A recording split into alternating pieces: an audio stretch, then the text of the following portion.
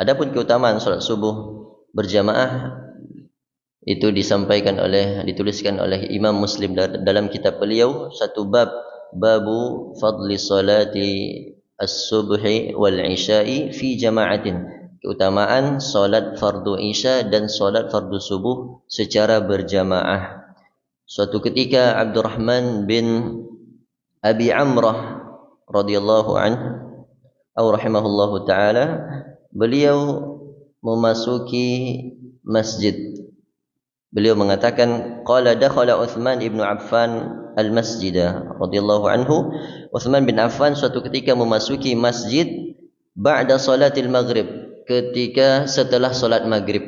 Setelah salat maghrib, seorang tabi'in ini melihat Uthman bin Affan radhiyallahu anhu memasuki masjid, faqa'ada wahdahu. Lalu Uthman duduk di pojok masjid sendirian, tidak ada orang di masjid ketika itu. Beliau melihat Uthman bin Affan radhiyallahu anhu duduk menyendiri di masjid, faqala ya ibna akhi. Lalu orang ini dipanggil oleh Uthman bin Affan radhiyallahu anhu, wahai ibna akhi, anak saudaraku, berarti keponakanku.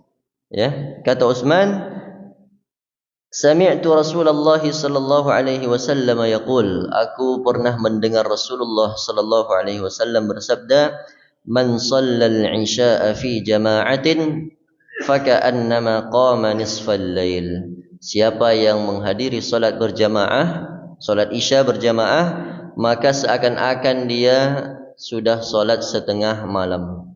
Setengah malam. Wa man qama wa man shalla as-subha fi jama'atin faka'annama shalla al-laila kullah.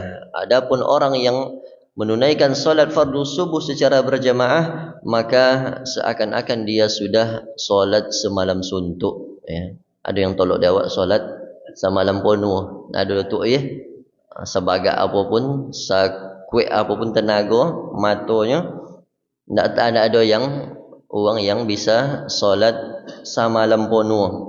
Tapi dengan menunaikan salat fardu isya berjamaah ditambah dengan salat subuh berjamaah, kita dicatat oleh malaikat Allah Subhanahu wa taala seperti orang yang menunaikan ibadah selama semalam penuh.